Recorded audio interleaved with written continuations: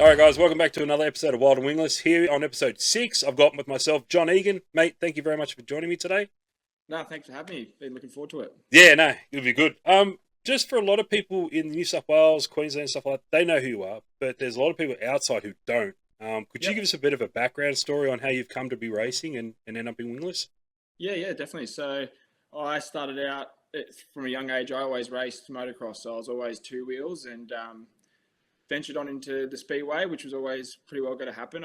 My family's pretty involved in speedway throughout the history of it. My grandfather was an engine builder and owned Burco Engines here in Canberra and built engines for Howard Revell and Dave Wignall and stuff like that. And he was pretty well known here in Canberra for what he did. And unfortunately, he passed. And then Dad went into he's always raced in speedway sedans.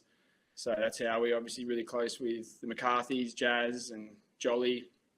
So yeah, Dad did that for his whole life, and then all my uncles all raced speedway. So that's when I sort of got involved through the legend cars. My uncle Troy, he was selling one of his cars at the time, and I jumped in there for my first run. It was a Bega in 2018, and instantly fell in love with four wheels. But yeah, that was my first time ever driving anything four wheel wise. I was always the two wheel sort of guy. So just fell in love with the sport and racing speedway, and was just hooked straight away. And had a few slow years in the legend cars, and then managed to get moving in that category and had some success, and moved our way into the wingless after obviously Brad and Jazz went that way from when they first started and said how good of a class it was, and it was sort of always on the radar for us. Like we always watched them at Parramatta and stuff like that, and that's we bought a wingless from a bloke in Lismore. So we drove up there, and our first meeting in that was actually the 100 lapper. Huh. So that was an interesting way to get into it. But we had an engine. Actually, it was a fresh engine when we bought it, but it blew up in, I think it was the second heat on the first day. So we took it to Lismore Nissan. Paul O'Neill and Jason, they took us to Lismore Nissan, and we had the engine out with another one of theirs in the car within the night, and just goes to show what a great bloke Paul O'Neill was, and so is Jason. They'll do anything for you to help you out, and got going there, and I think finished 8th or so, I think, for that 100 lapper, and I was pretty tanked after that. But having a bit of a good run as of late in the wingless. Luckily, we had a couple of a slump of a season, 2 or so seasons there in the middle, but starting to find our feet again, and really enjoying it, and loving the class. So Yeah, right. Okay, so that's actually interesting to hear. I didn't know. I just assumed you came from dirt carts or something. never drove anything. Didn't know about the bikes? Never. Sort of, I grew up on a property, and everyone was motocross. So, my two best mates and everyone, we all grew up on the same property there, and I just raced motocross all the way through to pretty well close to 2018. And then I decided that's what I've always been interested in, having a crack at speedway. And when Troy offered me the draw, have a crack in his before he sold it, and then I bought it off him straight after Bega pretty well, and just loved it. I was hooked. Yeah, right. Okay, so I do remember you in the legend car, in the 47. You were very quick from the start, which makes me think like, geez, maybe karts at a younger age isn't just the only thing you can do. You can also do dirt bikes, because mate, you've been quick almost as soon as you hopped in. Like, no, very thank quick. you. So. It was a bit of a slow start there at the beginning, but it was. I actually find that you can bring a lot from the two wheels and the motocross side of things through to speedway. Just like a lot of your racecraft sort of thing, it's there. It's different, but it's there, and you sort of bring a little bit over into your speedway. And like you look at even Matt Dumsney, he was always a cross rider in that as well. There's a few I've noticed that have all been that way as well. So yeah. Yeah, right. Okay. Well, that's good. That's good to know. Thank you very much for sharing that. Also, I've had on before, which was Jason Jolly, or Jacob Jolly, sorry, the Australian champion. So, and I said to him the sort of background link between himself to you guys, obviously through Jason Jolly and your father, Paul Egan, who had obviously, I heard stories, battles and battles. So and then you throw in the mix Brad McCarthy's dad as well, Paul McCarthy. Yeah, I'm it's a kind of funny glad I story. wasn't around Speedway back then as a driver or a car owner, but Funny geez, story how they became best friends too, all through there. But yeah. yeah, no, good. No, no, and just for anyone else who knows, normally John Egan, he would be wearing a yellow hat. He's part of the Yeah, one of the originals. You'd almost yeah, call, yep. yep, you I and should have brought it out for there today. we go. But no, thank you very much for that. Something that I wanted to touch on very quickly too was last year you got a chance of a lifetime almost. I think a lot of people would say it. You managed to go to race the Chili Bowl. Tell us how that Yeah, happened. yeah. So I'm really close or best friends with Michael Stewart, and obviously he was going over there, and he said you've got to come. There's a good group of us coming over, and come and support. So that's what, yeah, me and Dad, we were flying over with there with them, and there was sort of a bit of a joke around, oh no, pack your race suit, and an opportunity might come up, and it was sort of just a bit of a joke to begin with, and then Speak with Motorsports, Lara and Roger actually put a post out on Facebook. They had a car there to rent for the Chili Bowl, and Michael sent it to me, and I sort of brushed it off there to begin with, but I couldn't help myself, and messaged them and just asked what the go was, and it was sort of a deal that was too good to be true, to be honest. And I rang Dad and spoke to him about it, and he actually tried to talk me out of it to begin with, Really? but which is Wow. surprising. Yeah. Normally he's the other way around. You just tell me to have a crack, but he's like, "Oh man, like it's such a big event, and best in the world are there, and it's the biggest midget event in the world." And I said, "Oh, it's always something I've wanted to do is drive a midget, and what better place to do it than the Chili Bowl?" Yeah. Not starting off small, you jumped in the deep end. Throw myself in the deep end there a bit. And, So, yeah. what was the go with that? You had to fly over. Like how long in advance before because by the time we watch it, which is on a Sunday here for Yep. us, you were over there, what, over a week in advance, a week in advance? No, not even that. So I'd already booked my flights and everything like that. So I flew in the day before practice. So that would have been the Friday or Saturday. Yep. So it all came together pretty quick. I organised sort of the drive maybe 2 weeks before I'd actually flown out to the States. So it was all pretty crazy. But yes, we flew in and we met them at when they move everyone into the stadium, or the expo center, I should say. And yeah, so we met up with them and got to see everything, all the trucks and everyone move in, and that was a very surreal experience. And yeah, pretty well met them, and then straight into practice there on the Sunday, and yeah, straight into it. Wow. So yeah, so talking about that is, I think my head would have been on a swivel just watching all them transporters rolling in with all the trucks, all the race cars coming out. I don't know if I would have been able to be as composed as you and hop into a race car and try and learn a small track. I was spinning out. I don't think I've watched so much flow racing, and I think I watched like the last 12 Chili Bowls there, just trying to get my head around, make sure that I prepare myself. But flow racing definitely didn't do it any justice. So yeah, right. Yeah, I did. It blew my mind. Just the moving and how they do it and how organised they are, and the amount of people and effort gets put into that event. It's unbelievable. It's so yeah, it was a great experience. Yeah. Okay. Well, that's good to hear. With the far as, and I ask this to a lot of drivers who race different things, from wing sprint cars to wingless and even like dirt modified stuff. I know they're two separate cars, but could you take anything from one to the other or anything like that besides just steering wheel right, accelerator, left, brake? Was there anything else you could really take or? Yeah, it took me. I think like a lot of it can go over. I reckon you might speak to different people and they might say differently. I actually messaged Jack McCarthy and said, "What am I in for?" before I left, and he said it is a little bit different, but you can take a bit over from the wingless, but it's just the throttle response was something that I struggled with a lot. Not like the speed was obviously a hell of a lot different, but it's just just how responsive the throttle was, and just trying to get it in to the bottom of the corner. They've got a massive cushion there down the bottom that you can lean on, but just trying to get it around there and the same each lap was I found really hard. I sort of did it different each lap, and just the way the throttle worked, and even off the starts, just trying to get that steady throttle and then pounce on it. It was just a lot different, and took me a little bit to get used to. That's for sure.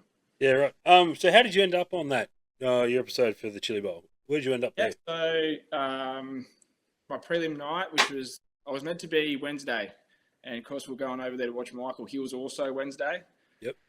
So Lara managed to move me to the Friday, which didn't help at all because I was hoping to go Monday, but Mario, who was also racing for them, he was on the Monday, so I would have liked to get out of practice and fresh head and jump straight back in on the Monday, but to sit there and watch and pretty well shit myself all week before I had my prelim night, which was pretty daunting. But my first heat, it actually didn't go too bad. I wasn't too far off, but I made one position, and that put me out of the C. And I started fourth in the C, missed the jump a little bit, and tried to just make it up in the corner. And someone sort of tapped me from behind, and I hit another Nerf bar, went around. But which was probably the best outcome because it sort of takes me sometimes something like that to fire up a little bit and get going. And I think it was so beneficial for me to actually get up and have a look on the top and run a cushion like that for the first time in a midget or any speedway car, which was great fun, and actually just move around a bit and have a crack. And I think I ended up one out of the I came from the rear and ended up one out of the transfer spot in the end of that C. So that put me in the K main. So I was one of the early risers there on the final night. But I didn't manage to make it through that. I think we were 1 or 2 spots out of there. But there's no one slow there. It's not. No. It's such tough competition, and trying to do your first laps in a midget made it tough. But definitely I didn't have any expectations for myself, but definitely was blown away with what we were able to achieve while we were there. Yeah, right. Is there any talk about going back over? I'd like to. We were trying to plan on going there again at the start of the year, but just with what's going on with our racing and everything like that, it's going to be pretty busy time. And yep. I hope to be over there. Me and my wife are hoping to go over for my 30th, and I hopefully can plan something, maybe in a midget or maybe in do what Todd's doing and see if we can have a crack at something different. I mean, I haven't spoken to Todd about that sort of stuff, we've got Troy Carey over there at the moment. There's definitely, I think, some opportunities for people to run some cars over there. So either way, whatever you end up touching will be fantastic. Yeah. I'll definitely, Lara and Roger would more than welcome to have us again there for the Chili Bowl in January. But we'll see what happens from here on out. You never know. There was a pretty last minute deal to begin with, so you never know what might happen in the next few months coming towards the end of the year. Yeah, nice. Well, another thing you ended up doing, not only did you go and run the Chili Bowl, but you actually won the 2023-24 New South Wales Club Championship. Yep. Which was excellent work. Well done to you. It was a championship run over 7 rounds, I think it was. Yeah. A few less rounds than we were expecting, but over the 7. I kind of thought like we were in a hunt for that against you and you and your team, and you guys did a great job. Because when you take like 7 rounds, then you've got like a good, not even 5, like good even nearly 7 cars that can sort of do it.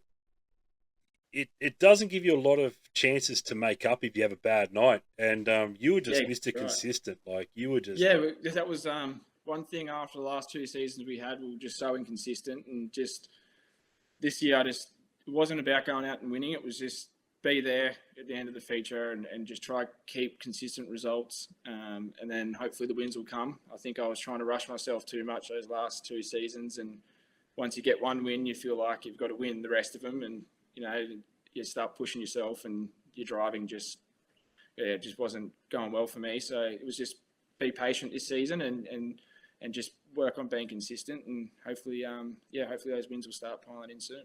Yeah, I do think it didn't matter how long the championship went on. I do think you had the number for it. Yep.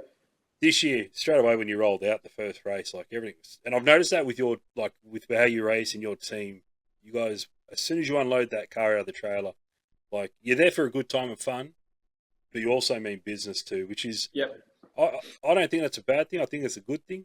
Because if we're just there for a bit of fun, well, we could go race, and I don't mean to knock anyone here, but we could race fender benders or something like that, which is, a bit of fun. But it's good to see when you guys get to a track, like you see everything coming out. And I've often looked at you guys, you and your father, and how your teams run, and I think, man, that's sort of a pretty neat team to aspire to be. Like, it's good.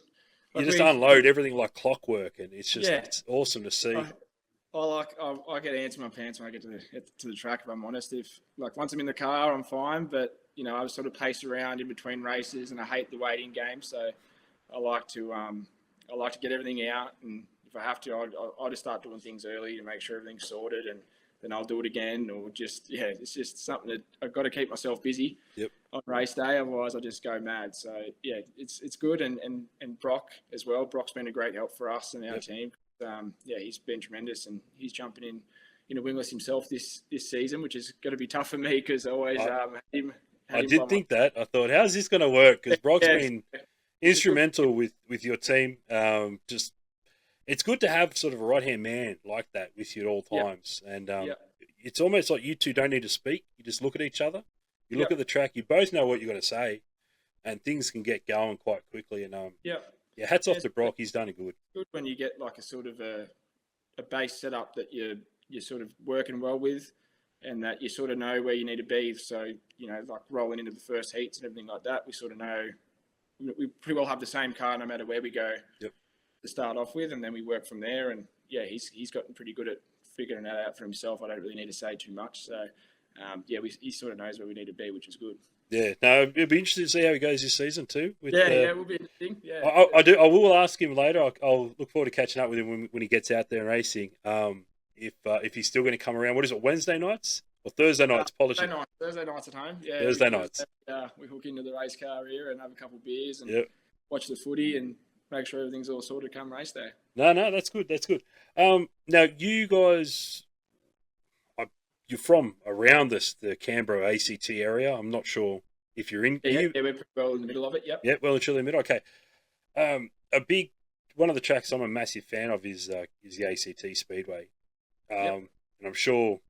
I mean, at one stage there, they virtually were the home of legend cars. Yep. Maybe not when you first arrived. Probably it was Goldman sort of switched there, but the one thing I always thought they've supported a lot of grassroots divisions. Your legend cars, your wingless. It'd be so cool to have a blue ribbon event, I think, at Canberra. Yeah, I agree. I've been trying to push for that the last couple of years. I was hoping to try and get an ACT title here. Yeah, right. But due to not having a wingless-based club here in the ACT, that it wouldn't be able to be an official ACT title. But it's hard because you sort of want that for your class, and you see a lot of the other divisions that do it. The speed cars do it, and all your sedan classes all have an ACT title. So I was trying to push that way to try and get that happening, but unfortunately, it hasn't really got to that point yet. But I think Canberra, obviously, you've seen the sprint car side of things, what they did there for that event, and obviously Canberra doesn't get much when it comes to motor racing here. So, and there's a lot of people that love their motor racing, and if you can get a big event, and Canberra can definitely put on a good show and get enough people to fill a crowd there. And I think, I think wingless can be another class that can put on a really good event here in Canberra. Yeah, I think they've always put on reasonable events at the Canberra Speedway there. I was quite surprised when I saw, and I shouldn't say that in a negative way, but when sprint cars went there, they did make changes to that track, like turn 1, turn 2, they made changes in there. And I heard some comments from some of the guys who used to race wingless, now race sprint cars, sort of comment that it was a good move, right direction, wait till wingless go back there, you guys will love it, that sort of stuff. Yep. Not putting down the last committee who ran there, but it seems like this committee, they're trying to make something. They know what they've got, and I think they're trying their hardest. I think it's Murray. I could be wrong. Murray. Yeah. Murray, yep. Pardon me. The president. He's trying really hard to ensure that every night there is a special night, not just we'll just put these guys on to fill the fields. It's it's a good night of racing, and I'm looking forward to something happening. I think I've spoken to a few other people, and it's like New South Wales, we don't have blue ribbon events anymore. No, it's the same. Yeah. We used to have a couple of real good events. Yeah. But at the moment, it's been a bit tough for us when it comes to that sort of side of things. Yep. But I'm hoping, because they've got some passionate crowd down there. Like that night for the sprint cars. With Eastern Creek and what's been going on there the last couple of years, it's actually, I think it's pushed a lot of these country tracks to actually bring up their facility to meet a standard that the bigger classes, like sprint cars, can race at, because if they can draw big crowds when sprint cars go there, and if sprint cars can get around that track and enjoy it enough, they'll keep going. And I think it's really good for the sport, and for everyone, if sprint cars can attend more meetings and bring in a crowd and bring those country tracks back up and give them what they deserve too, because they give us a lot of racing in that as well. Yeah, like I agree with you there. I think there was a stage there where it was almost they just let every class go and they wouldn't really adapt the track to suit the classes. But I think now, as you said, the country tracks are putting in a little bit more effort to ensure that the divisions they got on that night are going to put on a good show, because that's what we're coming to watch, is a good show with entertainment. Even when we raced at Dubbo, I think you guys were the South Australian title then, and we were actually raced with the sprint cars that night, and that was the best wingless track I've raced. Racing, with the sprint cars there at Dubbo, because we'll feature after them, but they pushed up, they sort of cleaned off the track for us, and it just made it really wide, and we could run pretty well close to the fence and use up that whole track, and it just made for great racing too. Now, from memory, that's the one you I got told no one could catch her. You were gone. You were gone. Yeah. That was. It's a shame, because I would have liked to have watched that race, but there was no real.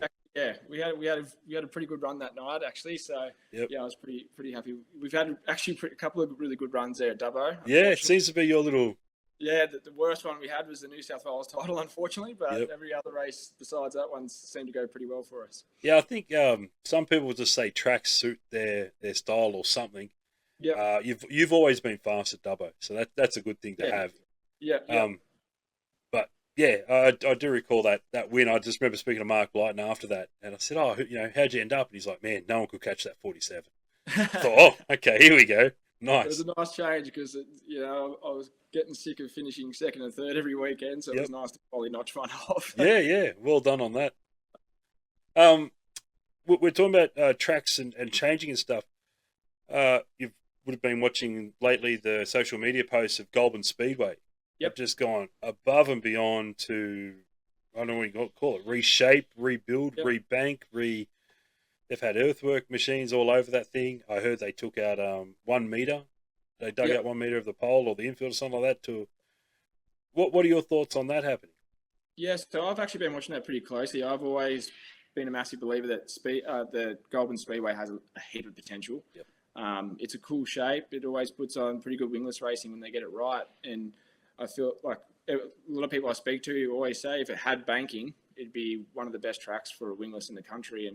And from what I can see they've done there is pretty well done that really, really good. So it looks like they've taken a lot out of the infield, and they've used that to bank all the way up to the fence, is where it sort of was a bit banked halfway up the track, and then it flattened out, and you couldn't, sort of got dirty up there, and you couldn't really use the whole track. You sort of got stuck using the middle to bottom, and sometimes if it went slick for a wingless, it was just follow the leader, and I think that was the same for most tracks. And I think the works they've done there now is you've got to get 2 lines of racing, and it's going to put on a lot better racing for the majority of the classes.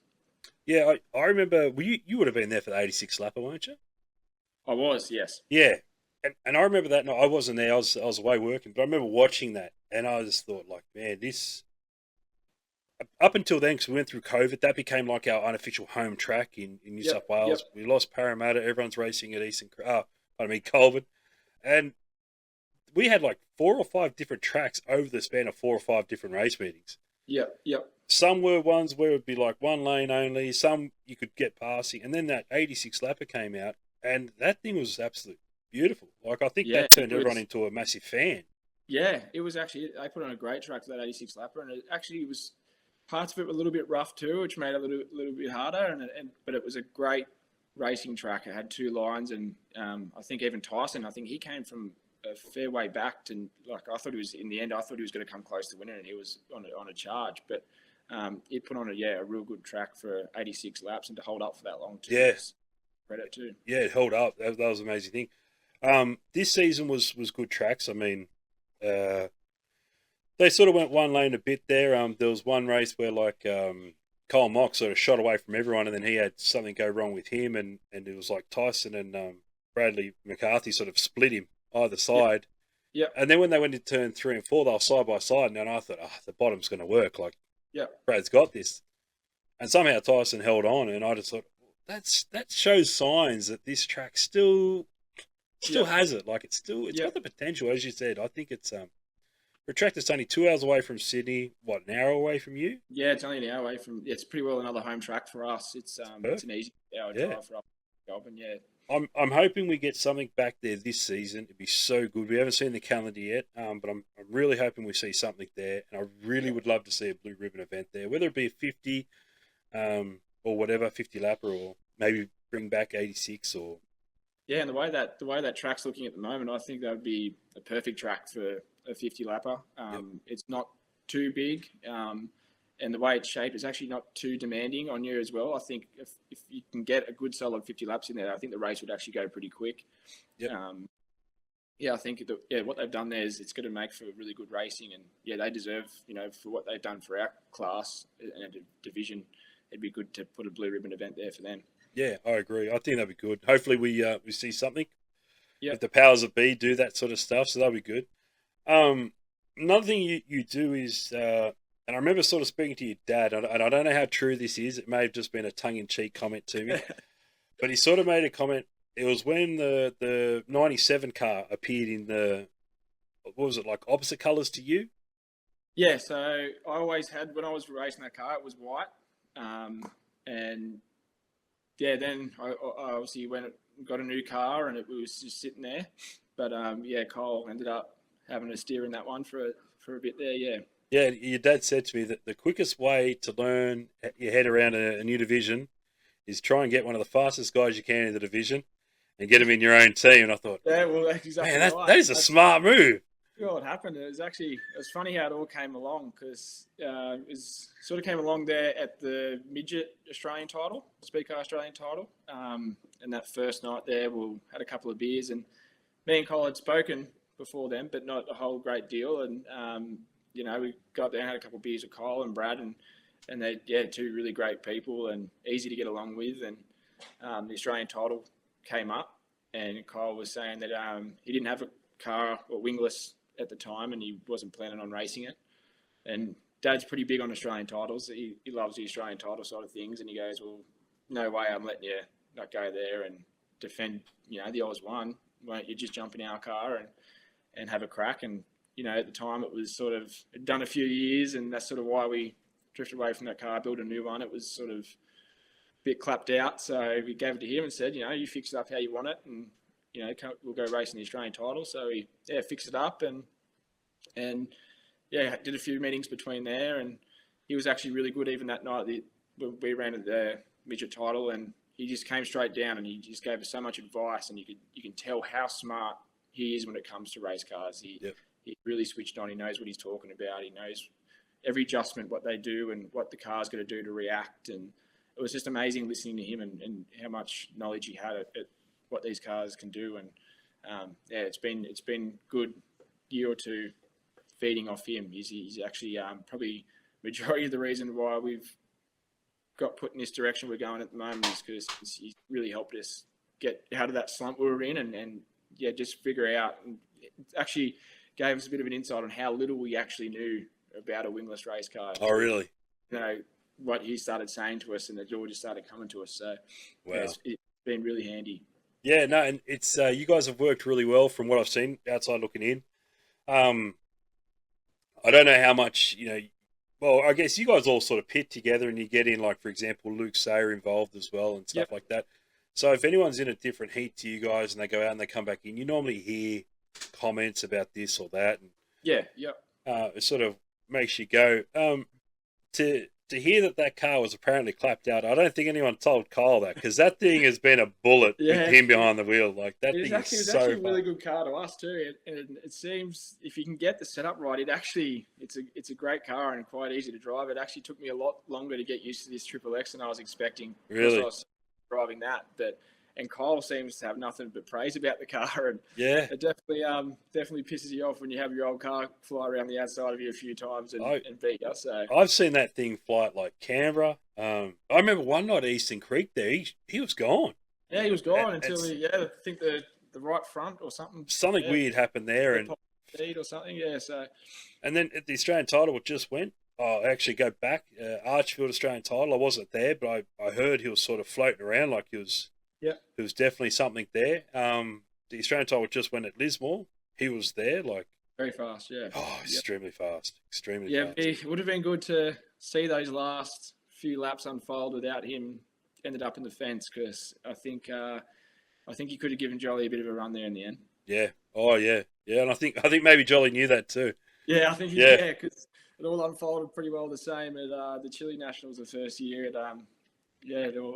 He came on pretty well at the end. He's good at being there at the end of the race and making it happen. That's for sure. Well, I do look forward to actually try and catch up with Kyle at one stage, so I'll ask him some questions too. But I don't know whether to ask. Will he be back in the '97 again this season coming?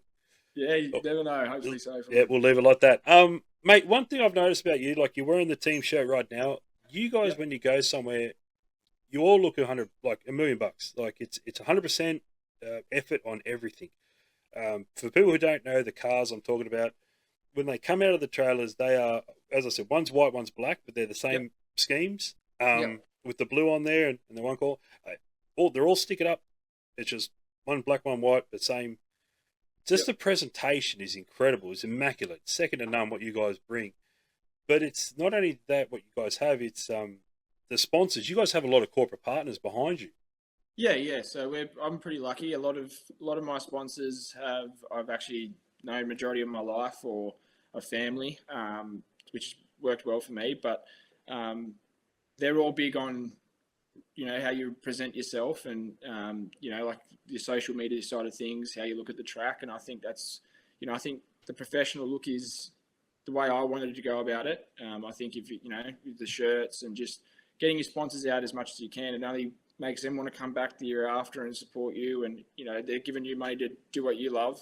It's only right you do the right thing by presenting them as best as you can and getting their name out there as well. Yeah, no, and you do that quite well. One thing, and I've spoken to other drivers about this, is you're not a selfish person, John. You're actually a very giving person, which is very, Yep. well, I'll go and say rare. You're happy to race people on the racetrack, and you want to be number one there. But to get to the racetrack or to help people get down the road, you've actually got your sponsors to come on board and help our actual New South Wales Wingless Club Yeah. to sponsor our championships. And I've even heard of like one-off events and stuff like that where Yeah. Yep. you're very Yeah. sort of giving to everyone. Yeah. I'm big on helping the class. Like I think it's a great class, and I enjoy obviously being a part of it as much as I can. And it's not like it's a lot all the time or anything like that, but just bits and pieces help big events or blue ribbon events go forward. And without that support from sponsors, like you look at Chile Nationals and how that went this year, and just getting a few sponsors on board, whether it's $500 or a gift card, or it doesn't have to be much, but whatever appeals people to come and race that event. It's not cheap to go racing anymore, that's for sure. And it's just those little things that make people want to head up the highway to go race those events, or come to New South Wales Wingless and race ours. And I just think it's the more it's just little things that all add up to make these events go around. And it's just something that we've been lucky enough to we're in a situation we can do that. Yeah, I've always admired that from you guys, both you and your father, the whole John Egan racing team. I mean, your mother, I see her a lot at the track too, which is great. Yeah. She's happy to come down and support you. But She's good. She doesn't mind hanging off the chamois there and making the car look like it's never hit the track. So I appreciate her as well. She's pretty good at it. And she makes that white car just clean. But it's just the fact, like, last season we had all the sponsors come on board for our club championship. We had a huge club championship. We had the country series, the club championship, as well as the track championship. Yep. I don't know how far involved things are to whatever, but it was just when you sat back and looked at all these sponsors that you're putting onto the car, the contingency sponsors, and you sort of sat back and looked at it, and I think, man, half these companies I don't even know. And so I'm looking around the pit area and I see your car go by, and I thought, hang on, like nearly 7 stickers I just put on my car were all off his car. I'm thinking, and that's when I went and asked the question, and someone turned around and said, oh, they all came from Egan. I thought, this bloke, I don't know, this bloke, he didn't ask for nothing. You haven't asked me to bring this up. You've never asked anything in a presentation on or nothing like that. And I just want to say thank you, man. Like, I don't know how many other competitors or car owners, team owners, we appreciate it. And I don't think people understand what goes into it. You could have kept all those sponsors to yourself and gone and got a wing on your roof or whatever you want to go do, but you've stayed in the class and you've made it better for everyone else. So I really do appreciate it. I appreciate it. Thank you. Yeah, it's something I enjoy. You know, I enjoy this class and I enjoy getting to race with the people we do. You don't often go to many classes where you actually all get along as well as we all do. And it's good to be able to give back and support a good class and hopefully keep moving forward. Yeah, well, I mean, geez. A lot of the stories about the camaraderie with our division is almost, well, I think a lot of it kicked off. I'll go back a year ago when we went traveling a lot. And then it was like, ever since that Archfield Australian title, that this little group with yellow hats came out of nowhere.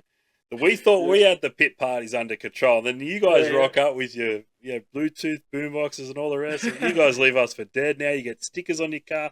And I think that's been really good for the division.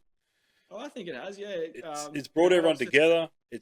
Everyone's talking. People, but you can't keep everyone happy. But, what can you do?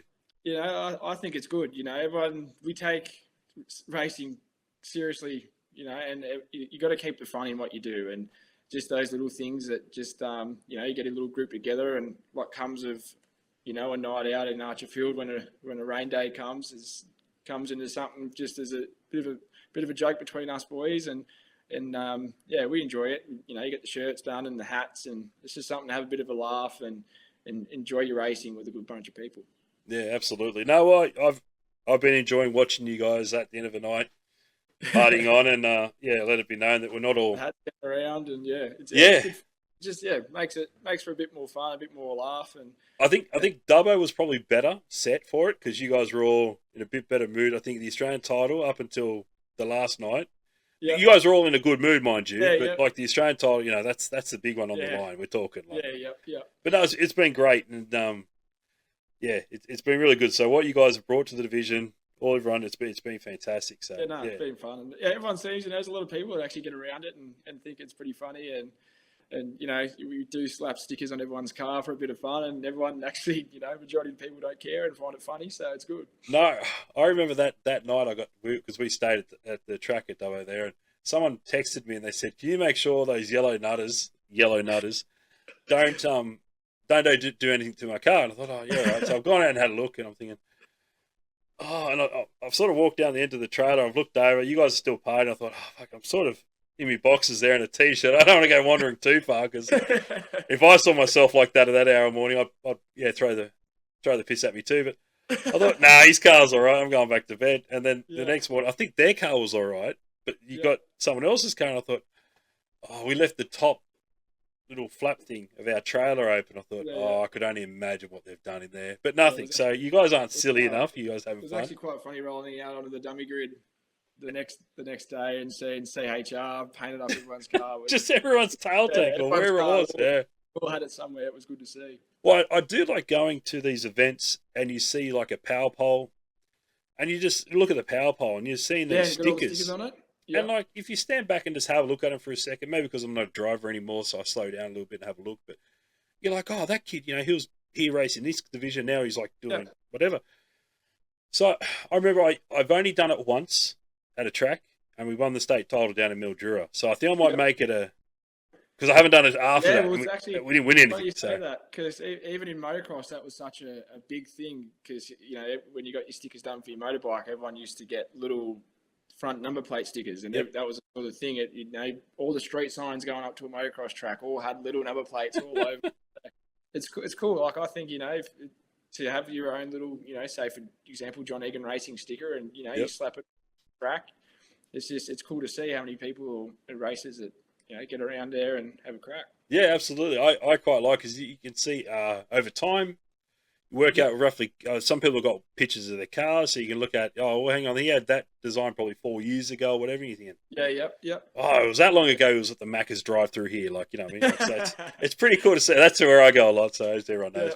No, I thought what you did was good. Look, I guess I'll ask you a question about your sponsors, and I'm not trying to take or anything like that, but with your sponsors, I noticed you had one of your sponsors at the presentation night. this year. Yep. Yep. Yep. So Steve-O. they're very happy with how everything's going with you and all the rest. They're going to keep supporting you as much as possible, Yeah. obviously. Yeah. Steve-O's been so Steve-O, he's Kelly Bodyworks. Yep.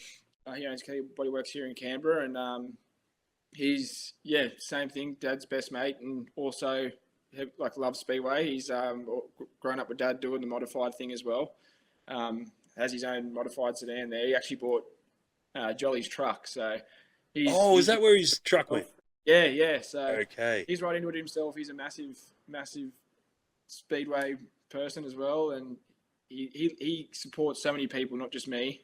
You see Michael Stewart's got Kelly Bodyworks up the side of his speed car, and he's good when it comes to that sort of thing. If he sees someone wanting to have a crack and he's committed to going down that path, he'll do anything to help you out. And he's a very giving person, Steve-O, and very lucky to have him on my car and the support of him as well. Well, hopefully he's going to be on your car again next season, because I heard your father said anyway. So we can't comment on the 97 coming back next season, but definitely the 47's back next season. Yes, definitely. Yep. Yeah. All right, that's good. Yeah. He's going to go around again. That's awesome. You came with us down to Mildura at the start of the season, didn't you? I did, yes. Yeah. Okay, because that was the night where Brad McCarthy showed not only us up, but he also he had a really good run there. Also showed up all the South Australian guys and taught them how to drive. Yeah. What do you reckon about that track moving forward for the Australian title? I love it. I reckon it's an unreal track. It's hard to predict, honestly. When we were there that time, the heat races were, flat to the floor, sort of mid to high around the track. And then, it looked like for the night, that's where it was going to be in the feature. And then it was all the bottom. And, like you look at Blido, who tightened it up, and he came from ways back and headed towards the front. And, a lot of people were just a bit too free. Tyson Martin looked that way, and myself. And it's just a hard track to predict, but it's got the right banking. It's fast. It's fun. I think it's going to put on an unreal Australian title. I think the racing, that track really suits our racing style, and I think the Australian title there. If hopefully they kept a close eye on what Lismore did, and they can present it the way they did, and I think it'd be an unreal event. Yeah, I agree. I still talk about the Lismore Australian title. I think people think I'm on the payroll there now, but I'm not. Just I don't blame you. Everything they did, it just really, we're like one of the biggest divisions across the country. Yep. And they made it all about us, you guys, the drivers, the teams. Yep. That driver intro, I spoke to Ray Egan, and he was pretty jealous. Yeah, it was cool. That was cool to be a part of. And maybe he's going to bring that out for the Chile Nationals. They did that, and I even liked the way they had the flames there at the finish line on the fence, like that lit up. Yep. As soon as the heat race finished, checking flag came out, and for every driver across the finish line, the flames came up. I think from a fan's perspective of seeing that off the hill looks cool, and it definitely cool in the car when you get to go past that, and it just brings so much life to the event, and I think what they did was just they did an unbelievable job. Yeah, I think so many times I sort of sit back, I watch the highlight package or watch one of the nights on Clayview there, and you sit back, you think, there's so much to take in and grasp from what they did. I just hope. Yeah. And I'm not saying, I know AWSR are big behind us because obviously been our national club, and I know they want it to happen, but it's then getting it to the tracks, the promoters to go, look. Yeah, to go, this is what needs to. Yeah, let's go this far. I think what they did for us is probably set a benchmark across majority of the classes now in Australia. Like you see, even for a sprint car title, they try to do, somewhat driver intros and stuff like that. But I've never seen anything here in Australia that it quite like the show they put on there for us. I think no. Yeah, unbelievable. And I mean, and the thing is, I haven't actually sat down and had a chat with Wade about it to sort of say, was that because Wade Andrew, he's fantastic with promotional stuff. He's incredible. He gets an idea and he's like, right, this is what we're doing, and you're just sitting there going, what? We can do that? Like, but it's cool. Like with him being in Knoxville and seeing the way they do it over in the States, and it's and bringing that sort of back here to Australia it's cool to see, and I think hopefully now going forward, trucks see that and go, well, it's an Australian title, and it's all about the drivers and and them and put on a show like that, I think it'd be really good. And it's obviously great from a fan's perspective, sit on the hill, seeing all that go down as well, rather than just playing, Saturday night at the Speedway. It brings to life up the event. And it's almost like if you put worth into it, if you say that this is worth something, this is worth the Australian title, and you set it as it's got worth, it's got value. Yep. Everyone in that area will go, right, that's got value, that's got worth, and they will immediately. I'm not trying to put down the sprint cars here, but they've had literally decades of being pushed as the number one. Probably going to start a war by saying this, but number one dirt division in the country or the world. Fair enough, no problems. We haven't had that exposure or that push, and we've sort of experienced it the last couple of years here and there. The Super Series back in 2019, I think it was, was probably the start for us, where it looked at going a national series or something similar. That would have been a really good push. Unfortunately, whatever happened there, I'm not too sure. And then we sort of have these stuff, but I think if we can continue having this worth about us, this value that the division brings.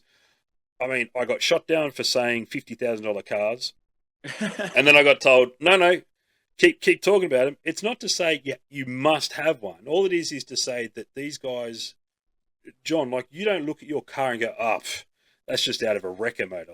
You've taken time and effort into your car. And the $50,000 cars, by the way, people, is this guy's car. Don't upset anyone there.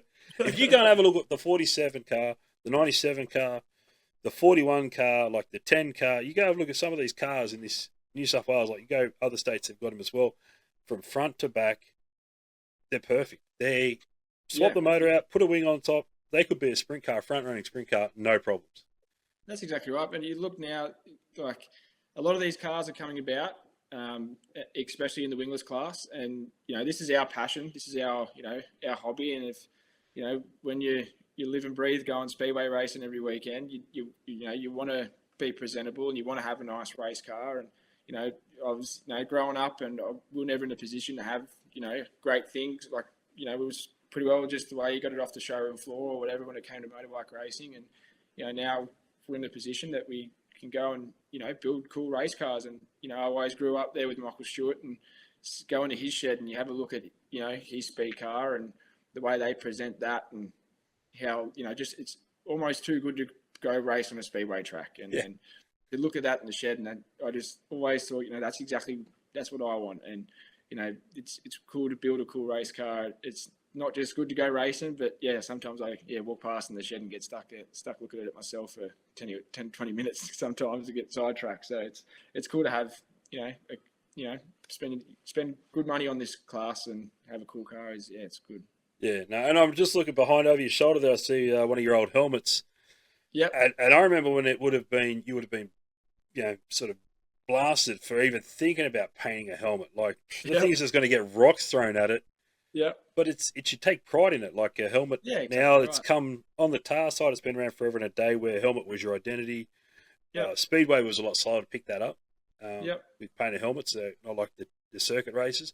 But they've now got it. You've got a pretty cool. I do like your helmet design, actually. I've always been a fan of that when I first saw it. It was cool. I actually based that one off my dad's helmet. Really?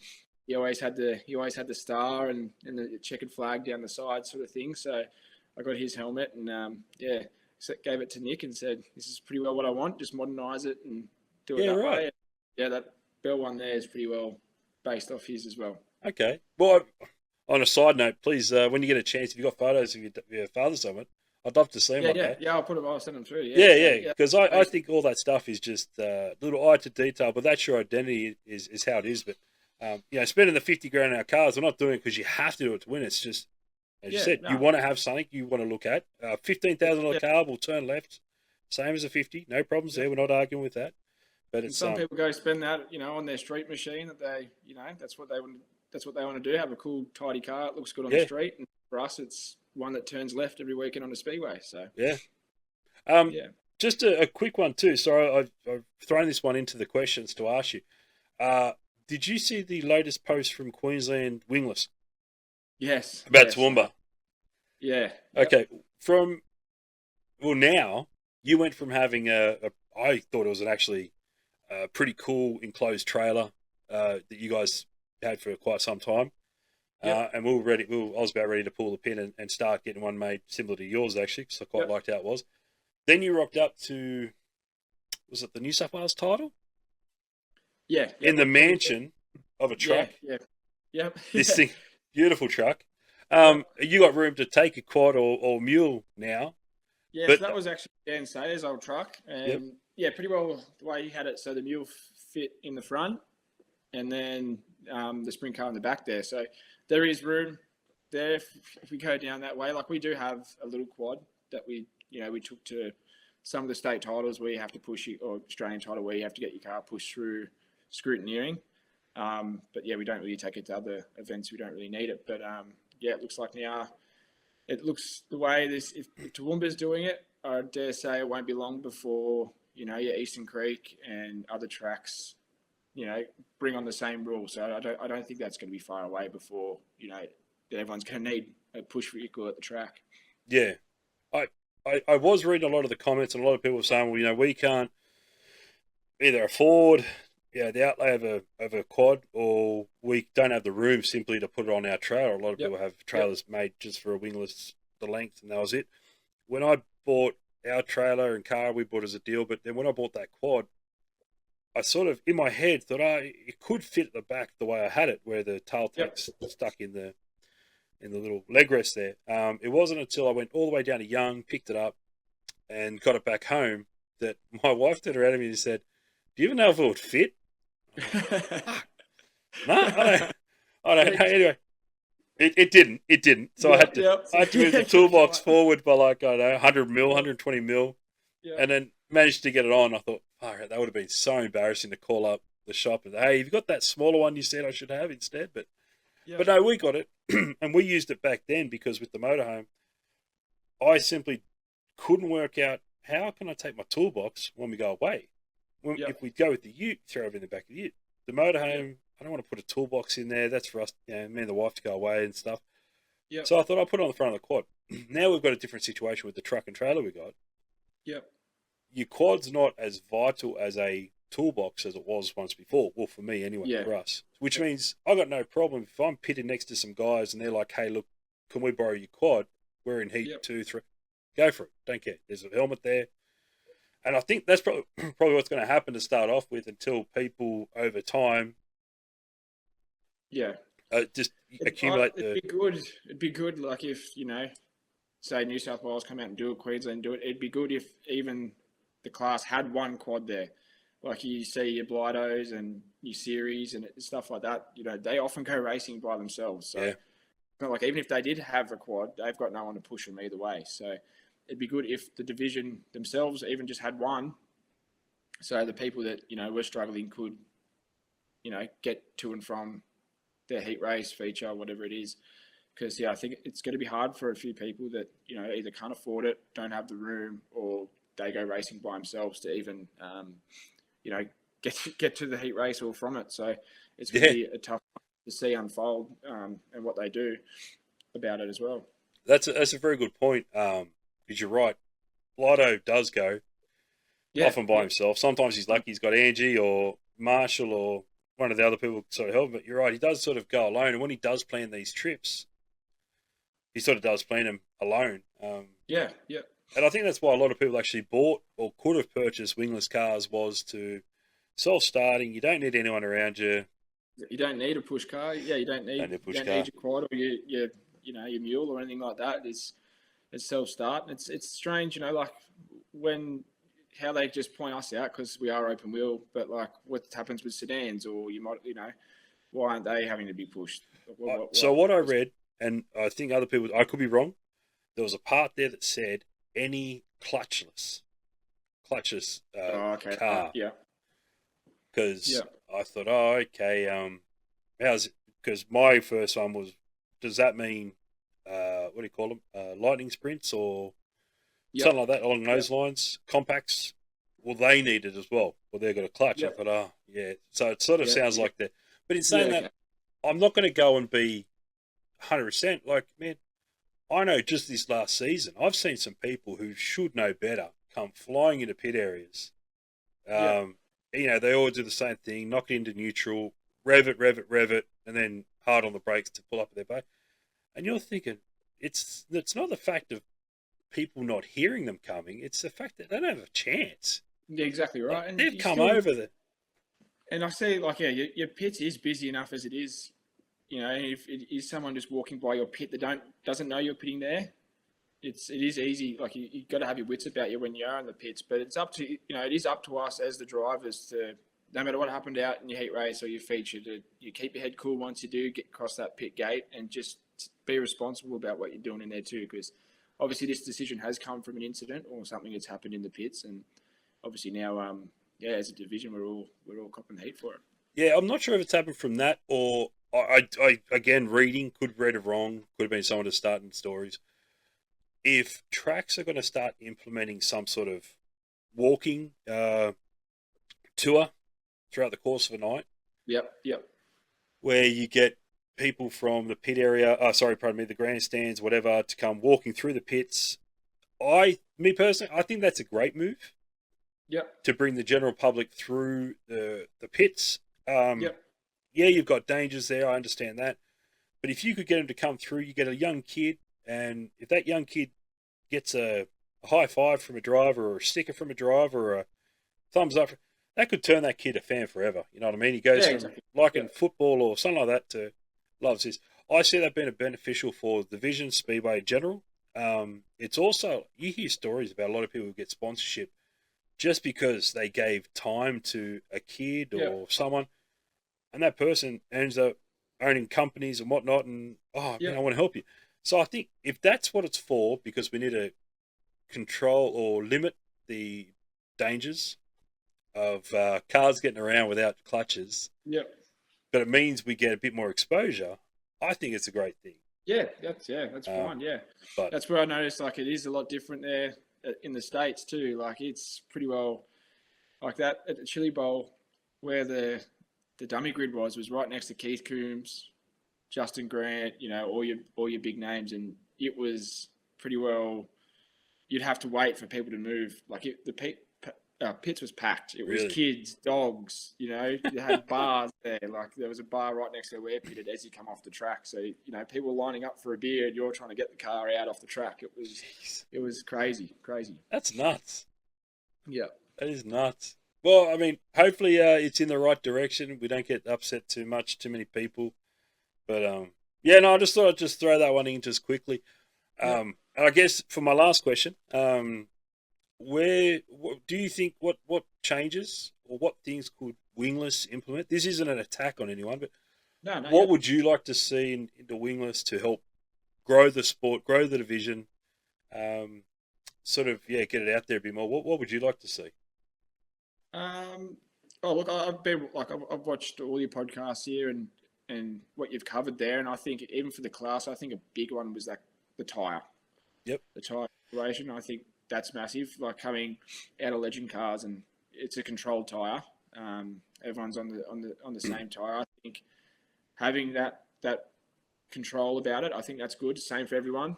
I think that will, and budgets too. Like I think tyres aren't getting any cheaper, and especially with the new WAVs that have come out, are a lot softer, and they don't wear as well as what the old ones do. I've definitely gone through a few more than usual at the end of this season. So I just think, just watching what Troy Carey there was posting on his socials about, how far they can get with just the right rear on a 410 sprint car over there compared to, a V6 here and what we're getting out of them. I think that's good. That's a big one. Yeah. When you look into I tried to work out the amount of new 4 holes we put on this season. Yep. To some of the old 1 holes at the start of the season. Yep. The wear rate on the old ones was a lot better. Significantly better. Yeah, no, great. Yeah. But then I sort of thought, were we chasing, and I've still got to go back to the workshop and go through our old tyre pile, but were we chasing something because we got a few wins, we started putting on new tyres because we wanted those wins again. Once you win, you get hungry, you want it.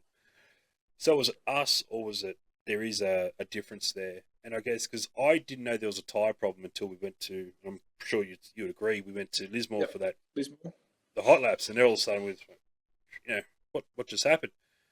Then Were you at Eastern Creek for the last round on the Sunday day? No, I didn't go to that one. No, I didn't go to the Sunday round. No. Yep.